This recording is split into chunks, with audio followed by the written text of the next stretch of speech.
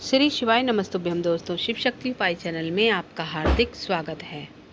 इस वीडियो में जानेंगे 2023 में संतान सप्तमी व्रत के बारे में। पूजा विधि क्या होनी चाहिए, कुछ खास कार्य उपाय जो कि संतान पुत्र प्राप्ति में सहायक हैं और कन्या लड़की के रूप में वो व्रत कर सकते हैं। पारण की पूरी जानकारी इस वीडियो में आपको देने वाले हैं, तो वीडियो शुरू करते हैं। जैसे कि इस व्रत में विशेष रूप से माँ गौरा, पार्वती और समस्त शिव परिवार के साथ महादेव, श्री गणेश जी महाराज, कार्तिकेय का पूजन किया जाता है।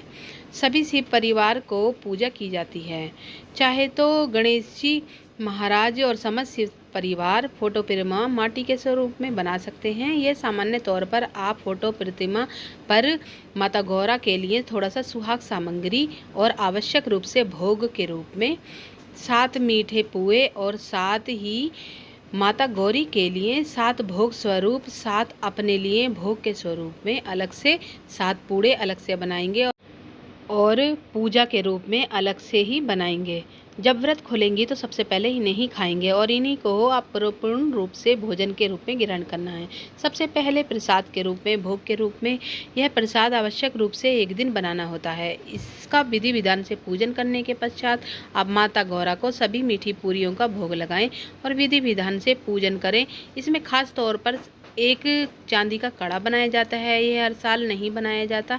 एक साल बन जाए तो उसका ही पूजन हमेशा करिए।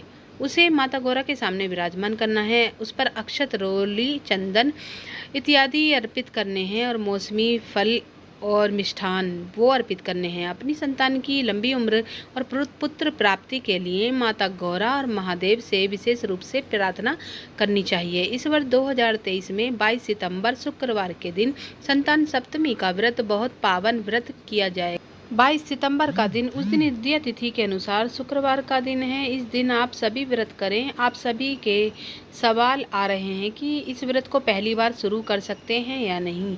इस वर्ष मलमास लगा है कि जिस कारण कई भक्तजन घबरा रहे हैं। मलमास सावन में लगा है, अपूर्ण रूप से खत्म हो चुका है।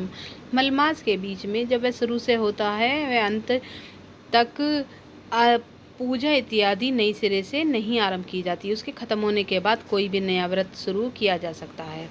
तो आप इस व्रत को जरूर कर सकते हैं। पुत्र प्राप्ति की इच्छा से कर सकते हैं। कन्या है तो विधि विधान से पूजा करें। इस व्रत की कथा सुने। कई भक्तजन पति पत्नी एक साथ अपनी संतान की दीर्घायु, उसके उज्ज्वल भविष्य के लिए व्रत करते हैं। चाहे तो पति पत्नी, चाहे तो अकेले आप स्वयं करें। उसके पश्चात आप कई भक्तजन दिन में पूजन इत्यादि करने के बाद प्रातःकाल दिन में व्रत पूजा के संपूर्ण नियमों का पालन करने के बाद व्रत दोपहरी में खोल लेते हैं। कई भक्तजन शाम के समय ही व्रत खोलते हैं। अपनी अपनी इच्छा अनुसार व्रत के नियम होते हैं, इस अनुसार आप व्रत कर सकते हैं। और जो डोरा है, अगर आपके यहाँ चूड़ी कड़ा नहीं पहना जाता या नहीं है आपके पास, तो सामान्य एक सूती धागा लें। आप मौली भी ले सकते हैं। माता रानी का ध्यान करते हुए 7 गांठें लगा लें। उसके बाद उससे धारण करना आप आरंभ कर सकते हैं। उसमें भी आप रोली चंदन समर्पित करते हैं। सूर्य नारायण की इस दिन विशेष रूप से जानी जाती है आराधना।